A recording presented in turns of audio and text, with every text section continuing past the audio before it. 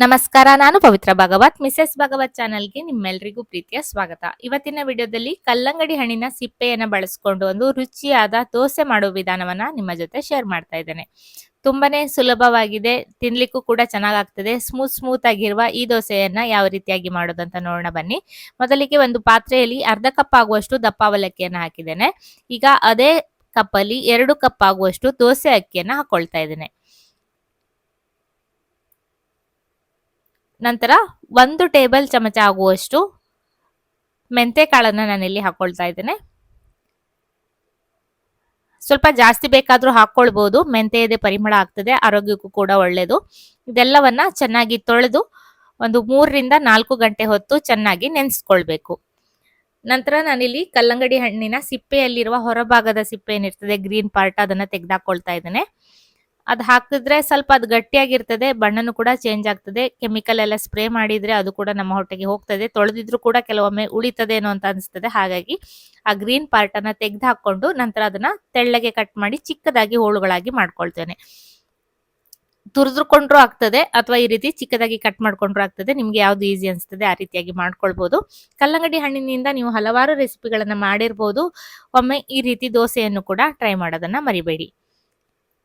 ಎಲ್ಲ ಹೋಳುಗಳನ್ನ ಚಿಕ್ಕದಾಗಿ ಕಟ್ ಮಾಡಿ ಆದ ನಂತರ ಮಿಕ್ಸಿ ಜಾರಲ್ಲಿ ಕಲ್ಲಂಗಡಿಯ ಹೋಳುಗಳನ್ನ ಹಾಕೊಳ್ತಾ ಇದ್ದೇನೆ.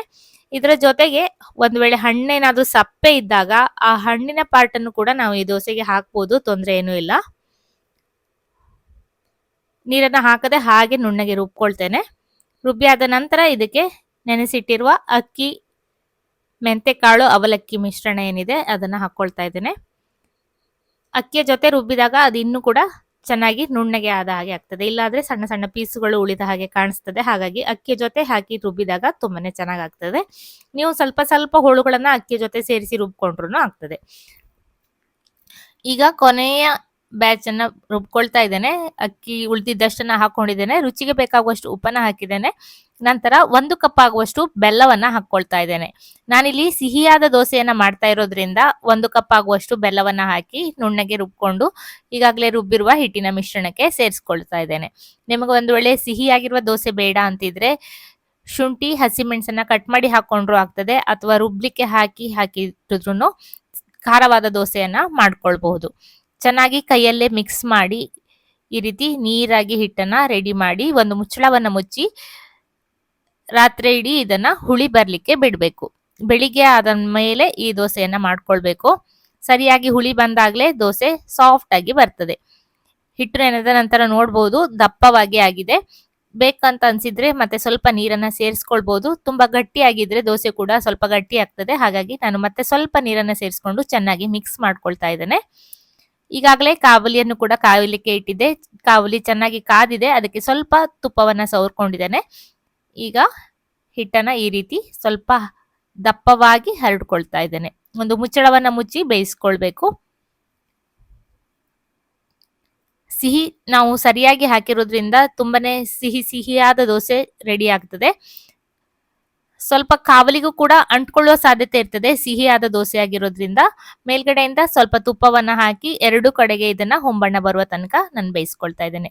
ಎಷ್ಟು ಸಾಫ್ಟ್ ಆಗಿದೆ ಅಂತ ನಿಮ್ಗೆ ಎತ್ತುವಾಗ್ಲೇ ಗೊತ್ತಾಗಬಹುದು. ತುಂಬಾನೇ ಸಾಫ್ಟ್ ಆದ ಕಲ್ಲಂಗಡಿ ಸಿಪ್ಪೆಯ ಸುರ್ನಳಿ ರೆಡಿಯಾಗಿದೆ. ಪ್ರತಿ ದೋಸೆಯನ್ನ ಮಾಡುವಾಗ್ಲೂ ಕೂಡ ದೋಸೆ ತೆಗೆದ ನಂತರ ಮತ್ತೆ ಸ್ವಲ್ಪ ತುಪ್ಪ ಅಥವಾ ಎಣ್ಣೆಯನ್ನ ಸವರ್ಕೊಂಡು ಮತ್ತೆ ಹಿಟ್ಟನ್ನ ಹಾಕಿ ದೋಸೆಯನ್ನ ಮಾಡ್ಕೊಳ್ಬೇಕು. ತುಂಬಾನೇ ಚೆನ್ನಾಗಾಗ್ತದೆ. ಖಂಡಿತ ಕಲ್ಲಂಗಡಿ ಹಣ್ಣನ್ನ ತಂದಾಗ ಸಿಪ್ಪೆಯನ್ನ ಈ ರೀತಿ ಒಮ್ಮೆ ದೋಸೆಯನ್ನ ಮಾಡಿ ನೋಡೋದನ್ನ ಮರಿಬೇಡಿ. ನೀವು ಯಾವೆಲ್ಲದ ರೆಸಿಪಿಯನ್ನ ಈಗಾಗಲೇ ಕಲ್ಲಂಗಡಿ ಹಣ್ಣಿನ ಸಿಪ್ಪೆಯನ್ನ ಬಳಸಿ ಮಾಡಿದೀರಾ ಅನ್ನೋದನ್ನ ಕೂಡ ಕಮೆಂಟ್ ಮಾಡಿ. ಇವತ್ತಿನ ಈ ರೆಸಿಪಿ ಇಷ್ಟ ಆಗಿದ್ರೆ ಒಂದು ಲೈಕ್ ಮಾಡಿ, ಶೇರ್ ಮಾಡಿ, ಅನಿಸಿಕೆಯನ್ನ ಕಮೆಂಟ್ ಅಲ್ಲಿ ತಿಳಿಸಿ. ಹಾಗೆ ಚಾನಲ್ ಅನ್ನ ಸಬ್ಸ್ಕ್ರೈಬ್ ಮಾಡ್ಕೊಂಡು ಸಪೋರ್ಟ್ ಮಾಡಿ ಅಂತ ಕೇಳ್ಕೊಳ್ತೇನೆ. ರುಚಿಯಾದ ಸಾಫ್ಟ್ ಆದ ಸುರ್ನಳ್ಳಿ ದೋಸೆ ಯಾವ ರೀತಿಯಾಗಿ ಬಂದಿದೆ ಅಂತ ನೋಡ್ಬೋದು. 2 ಬೆರಳಿನಿಂದನೇ ತುಂಡಾಗ್ತಾ ಇದೆ. ತುಂಬಾನೇ ಸಾಫ್ಟ್ ಆಗಿ ಬಂದಿದೆ. ತುಪ್ಪದ ಜೊತೆ ಇದನ್ನ ತಿನ್ಲಿಕ್ಕೆ ಚೆನ್ನಾಗಾಗ್ತದೆ, ಇಲ್ಲಾಂದ್ರೆ ಹಾಗೆ ಕೂಡ ತಿನ್ಬೋದು ಸ್ವೀಟ್ ಆಗಿರೋದ್ರಿಂದ. ಇದೇ ರೀತಿ ಇನ್ನೊಂದು ಹೊಸ ರೆಸಿಪಿಯೊಂದಿಗೆ ಬರ್ತೇನೆ. ಅಲ್ಲಿವರೆಗೂ ನಮಸ್ಕಾರ.